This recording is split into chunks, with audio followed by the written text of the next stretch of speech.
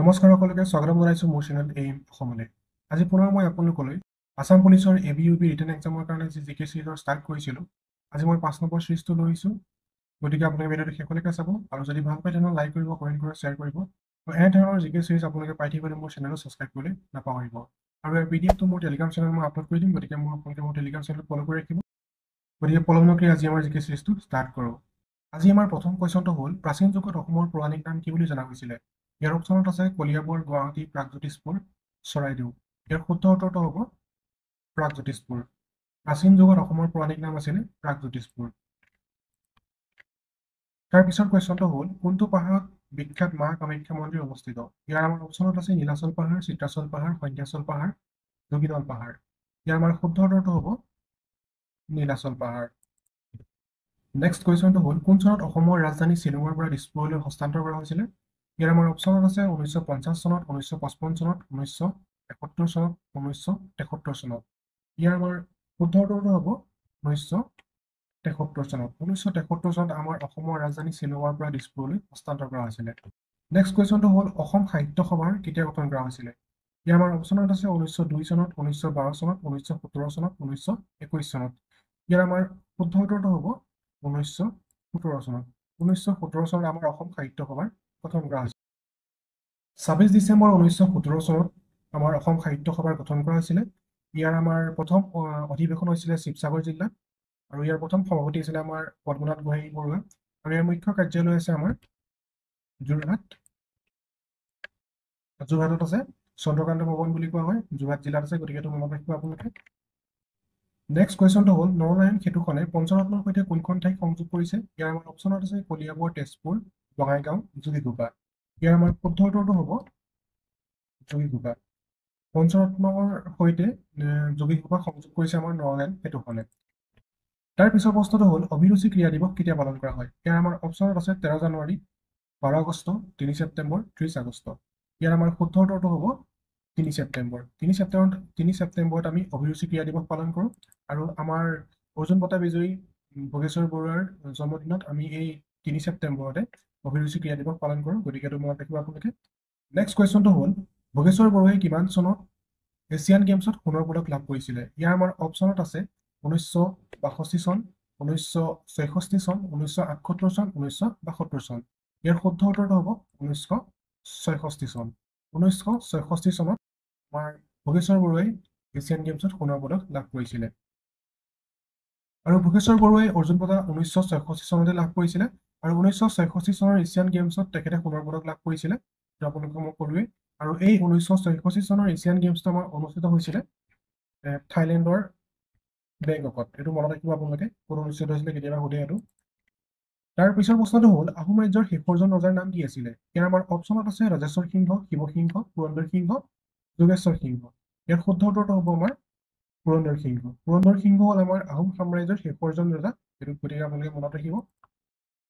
তাৰ পিছৰ প্ৰশ্নটো হ'ল আমাৰ জাতীয় সংগীত অ মোৰ আপোনাৰ দেশ পোনপ্ৰথমত কোনখন আলোচনীত প্ৰকাশ পাইছিলে? ইয়াৰ আমাৰ অপশ্যনত আছে জোনাকী, বাঁহী, পুৰবী, জোনবিৰি। ইয়াৰ আমাৰ শুদ্ধ উত্তৰটো হ'ব বাঁহী। অপশ্যন বি আমাৰ শুদ্ধ উত্তৰটো হ'ব বাঁহী আলোচনীত পোনপ্ৰথমে আমাৰ অসমৰ জাতীয় সংগীত অ মোৰ আপোনাৰ দেশটি প্ৰকাশ পাইছিলে।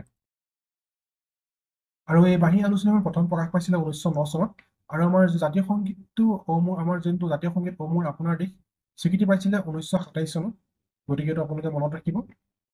তাৰ পিছৰ প্ৰশ্নটো হ'ল প্ৰথম অসমীয়া আলোচনী অৰুণোদয় কেতিয়া প্ৰকাশ পাইছিলে? ইয়াৰ আমাৰ অপশ্যনত আছে 1836 চনত, 1846 চনত, 1872 চনত, 1882 চনত। ইয়াৰ আমাৰ শুদ্ধ উত্তৰটো হ'ব 1846 চনত। 1846 চনত আমাৰ প্ৰথম অসমীয়া আলোচনী অৰুণোদয় প্ৰকাশ পাইছিলে।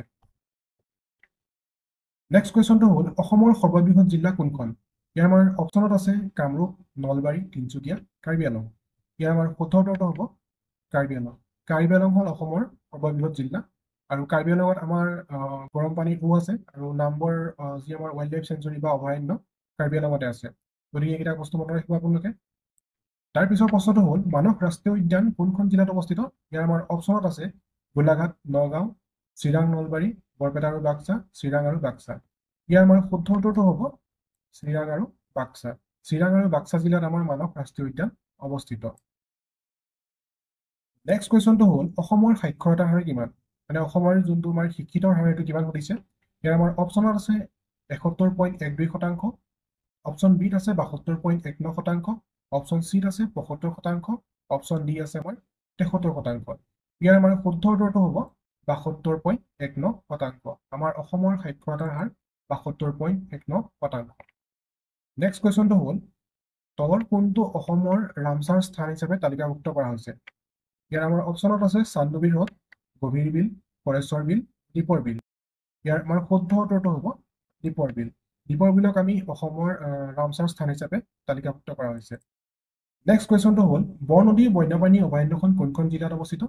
ইয়াৰ আমাৰ অপশ্যনত আছে শোণিতপুৰ, মৰিগাঁও, ওদালগুৰি, নগাঁও। ইয়াৰ আমাৰ শুদ্ধ উত্তৰটো হ'ব ওদালগুৰি। ওদালগুৰি জিলাত আমাৰ বৰনদী বন্যপ্ৰাণী অভয়াৰণ্যখন অৱস্থিত। নেক্সট কুৱেশ্যনটো হ'ল প্ৰথম অসমীয়া কথাছবি জয়মতীৰ মূল নায়িকাগৰাকী কোন আছিলে। ইয়াৰ আমাৰ অপশ্যনত আছে আইদেউ সন্দিকৈ, মলয়া গোস্বামী, নিকুমণি বৰুৱা, মৃদুলা বৰুৱা।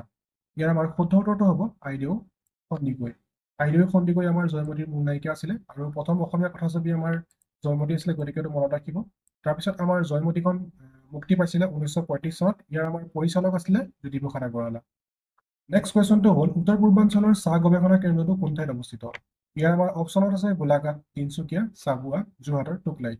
ইয়াৰ শুদ্ধ উত্তৰটো আপোনালোকে কমেণ্ট বক্সত কমেণ্ট কৰিব। এইটো প্ৰায় আমাৰ যোনবিলাক অসমৰ এক্সাম আছে তাতে অহা দেখা যায়, গতিকে আপোনালোকে এইটো জানিব লাগে আচলতে। বহুতে এইটো জানে, গতিকে কমেণ্ট বক্সত আপোনালোকে কমেণ্ট কৰিব। আমাৰ উত্তৰ পূৰ্বাঞ্চলৰ চাহ গৱেষণা কেন্দ্ৰটো ক'ত অৱস্থিত সকলোৱে জানে, গতিকে আপোনালোকে কমেণ্ট বক্সত কমেণ্ট কৰিব। তাৰ পিছৰ প্ৰশ্নটো হ'ল ডক্টৰ ভূপেন হাজৰিকাই পৰিচালনা কৰা প্ৰথম অসমীয়া কথাছবিখনৰ নাম কি আছিলে। ইয়াৰ আমাৰ অপশ্যনত আছে এৰাবতৰ সুৰ, ৰূপহী, সতী বেউলা, কেঁচা সোণ। ইয়াৰ আমাৰ শুদ্ধ উত্তৰটো হ'ব এৰাবতৰ সুৰ। ডক্টৰ ভূপেন হাজৰিকাই আমাৰ প্ৰথম পৰিচালনা কৰিছিলে এখন কথাছবি এৰাবতৰ সুৰ। নেক্সট কুৱেশ্যনটো হ'ল লক্ষ্মীনাথ বেজবৰুৱাৰ দুখন কবিতা পুথি কি কি। ইয়াৰ আমাৰ অপশ্যনত আছে তুমি বিনা, কদমকলি পদুমকলি, বালিচন্দা মন ময়ূৰী, কামৰূপ জীয়াৰী, বিদ্যুৎ বিকাশ। ইয়াৰ আমাৰ শুদ্ধ উত্তৰটো হ'ব কদমকলি পদুমকলি। কদমকলি পদুমকলি লক্ষ্মীনাথ বেজবৰুৱাৰ দুখন কবিতা পুথি। নেক্সট কুৱেশ্যনটো হ'ল বিষ্ণু ৰাভাৰ জীৱনৰ আধাৰত ৰচিত উপন্যাসখনৰ নাম কি আছিলে। ইয়াৰ আমাৰ অপশ্যনত আছে চান্দপ, ফেনলা, পাতাল ভৈৰৱী, উত্তাম উন্মিলন, ফেৰেংগাদাও। ইয়াৰ শুদ্ধ উত্তৰটো হ'ব ফেৰেংগাদাও। ফেৰেংগাদাও হ'ল আমাৰ বিষ্ণু ৰাভাৰ জীৱনৰ আধাৰত ৰচিত এখন উপন্যাস। নেক্সট কুৱেশ্যনটো হ'ল ডক্টৰ ভূপেন হাজৰিকাৰ কণ্ঠত বাণীবন্ধন কৰা প্ৰথম গীতটো কি আছিলে।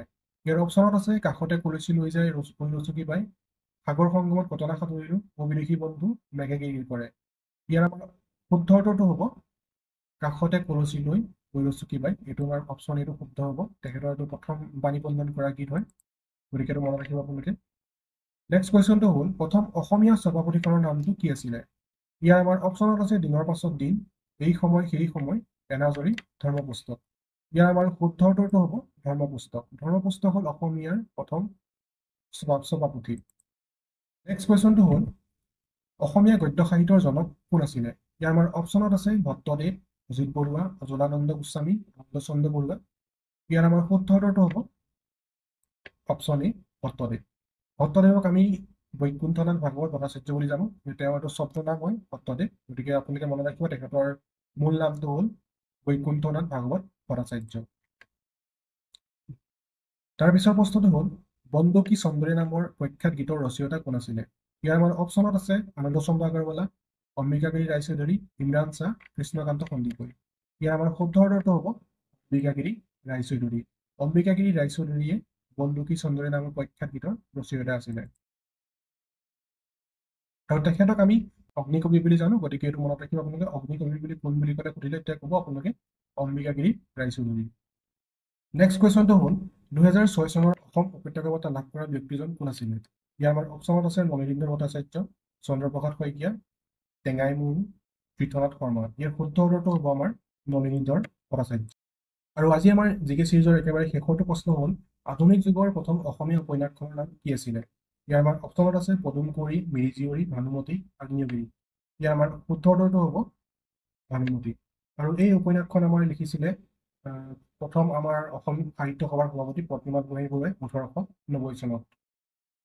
গতিকে আজি আমাৰ জিকে চিৰিজৰ যি 5 নম্বৰ চিৰিজটো আছিলে এইটো শেষ হৈছে।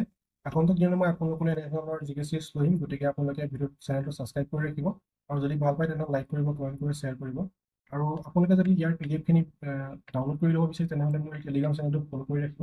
মই ইয়াতে মোৰ যোনখিনি PDF আছে মই তাতে আপলোড কৰি দিম, গতিকে আপোনালোকে সেই PDF খিনি তাতে গৈ পেলাই ডাউনলোড কৰি ল'ব। আজিলৈ মানে ধন্যবাদ। জয় অসম।